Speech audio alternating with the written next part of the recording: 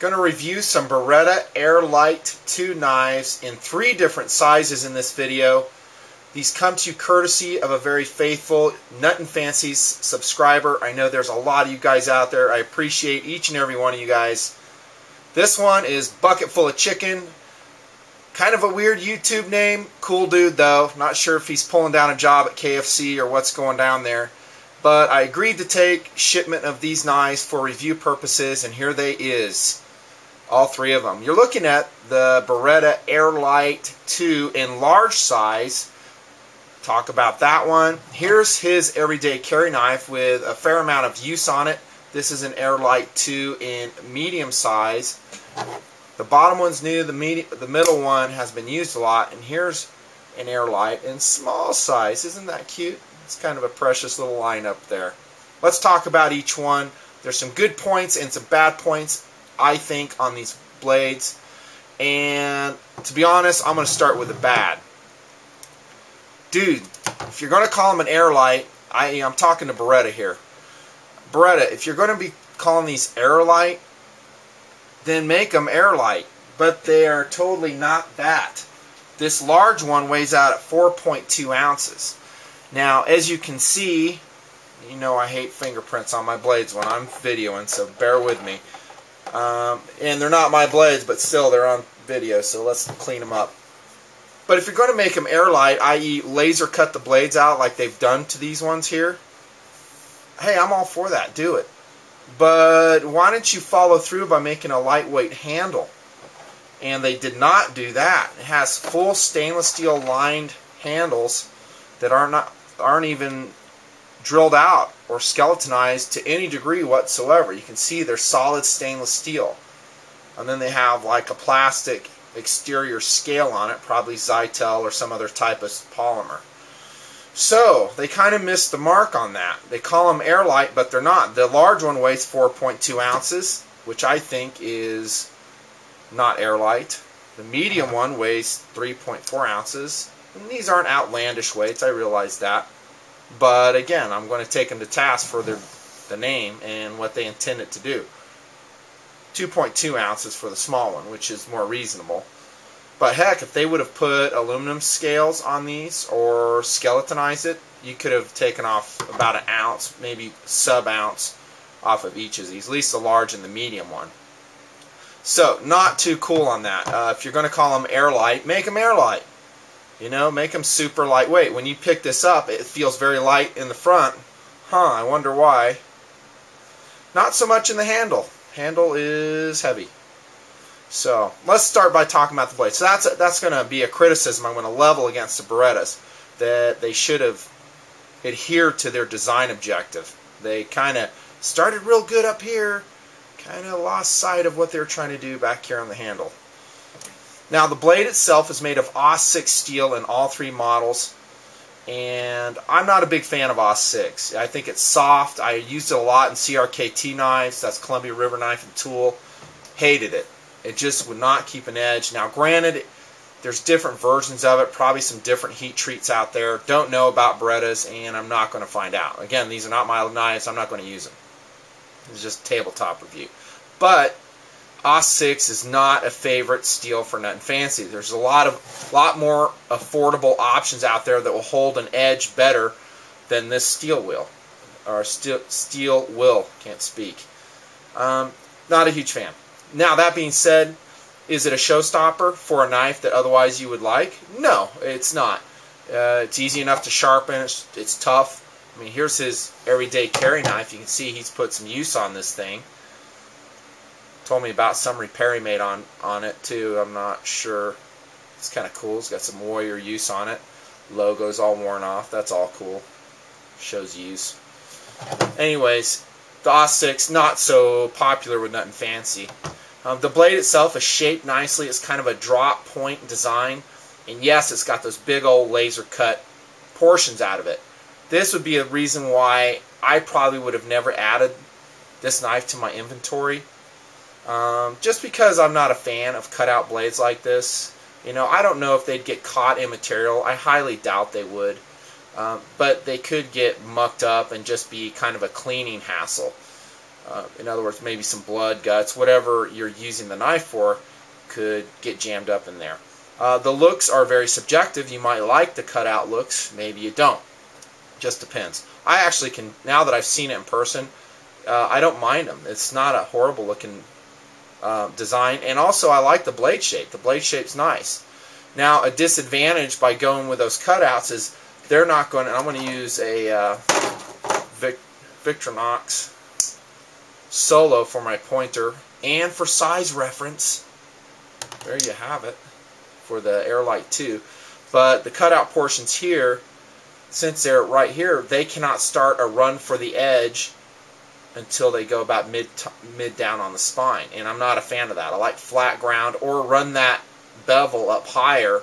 That's just me. It's just my weirdness. This portion here is hollow ground.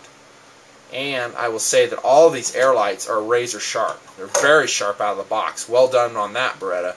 Very nice. Or whoever makes these knives for Beretta. I know it's not Beretta. But, so that's just a little hit right there. I'd prefer to have that grind going higher up, but can't do it because we got air right through there. Nice strong tip, unsharpened swedge running there. Not too bad. Jimping on the blade is excellent. All three knives have very good jimping, very purposeful. You can put your thumb right on there and lock it in. Man, that's nice. Why is it so hard to get jimping done right?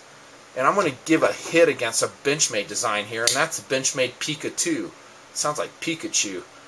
Dude, it looks good. Look at that jimping. Runs along the back of the spine. Oh, man, that's awesome. Until you pick it up and you go, that sucks. Can't lock my thumb on that at all. It's rounded off. Bad job Benchmade on the Pika 2. Not good. And then the Beretta on the left, you can see how much sharper it is. It just is superior as far as traction goes. I love that. Nice flared thumb ramp here. Not bad at all. Finger guard comes down kind of low. You know, could we use this for emergency tactical use? Maybe the large size. This one, the blade just being over 3 inches. Yeah, you could probably use it. I would say the medium, too small. And this smaller version is definitely EDC in my opinion. Of course, any blade you could use in a pinch if you had to, as long as you can close to a point where it's effective. I understand that. How about the handle? Well, there's some hype that Beretta says that these are really high traction handles, at least from the write-ups I've read. They're not. They're very slick. They're horrible as far as traction goes. I hate them. I mean, they've got nothing. There's no patterning at all. They're just smooth. They went for looks, not practicality with these handles. And they do look good. I'll give you that. Pillar construction, so it flows through, you know, whatever you got going will go through. And if they would have just skeletonized that handle, they would have lost nothing in strength, and they would have just made this design even lighter. Pocket clip, not too great. Wish it was on the end I always say it should be on, the butt end, so I carry tip up. Some of you guys go, well, I'd rather have tip down. I think it's safer that way. Well, I don't know if I agree with that. I think I've never heard of a knife coming open in the pocket when it's carried tip up. I've never seen it. I've been carrying knives for, you know, decades. Never had it. Through all kinds of tactical scenarios too. Now the one like the Tenacious Cut, how you doing? Still healing up. That was not being carried in the pocket. It was being carried in a gun fanny pack, and therefore it was not in a vertical orientation. It's in a horizontal orientation, and it was being jostled, and it kind of went like that. So as we, you know, go up and down, probably any knife would have opened. So I don't really give the Tenacious a big hit for that. But back to the Beretta, handle scales are slick. Pocket clip itself is actually pretty decent. It's deep, blackened. I always like that blackened pocket clip. Has the logo on it. Good looking. It's just not reversible. We can't put it on the other end if we want to, and that kind of sucks. Nice finish on that blade, by the way. Scotch brite finish. Very good looking. Overall, the fit and finish on these knives, very impressive. Very. Let's look at that medium one. Actually, Bucket's got his used one. Let's look at what a new medium size look. There, that's a polished clip. Aluminum scales on this one, not the plastic. Again, no traction attempt on the side of the handles. They're going for looks rather than, you know, traction, I guess.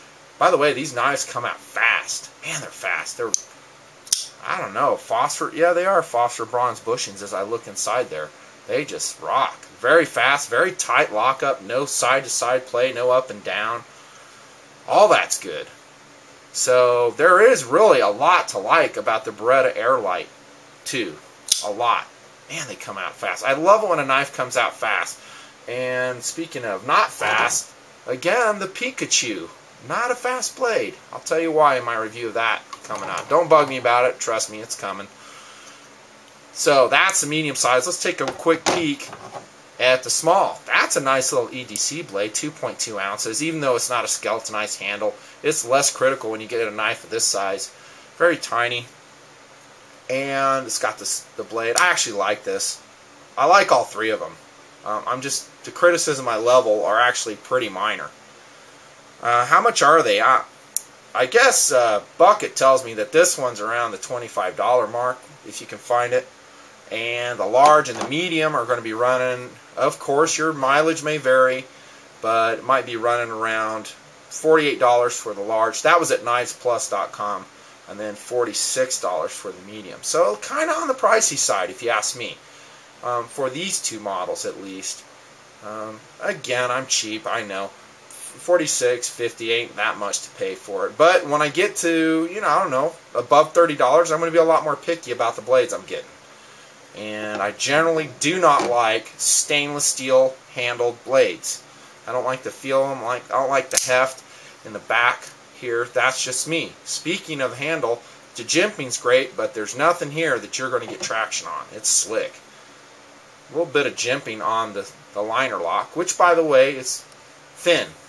You can see that liner, how thin that is. Some of you guys will have issues with it, and I don't blame you a bit.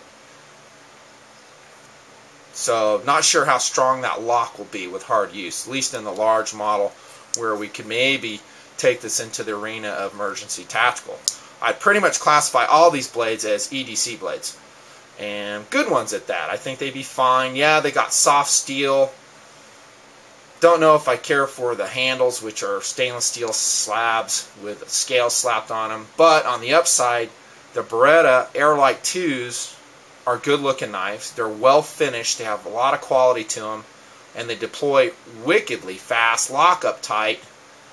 Pocket clip could be positionable. I sure wish that was the case, but it's not. But altogether, not too bad. If you're looking for some fashionable EDCs and you want to go metro, just kidding. If you want to get a good looking EDC knife, this again is his used one, you might consider the Beretta Airlight. Not too shabby. And that's Nutnfancy signing off for now. Peace.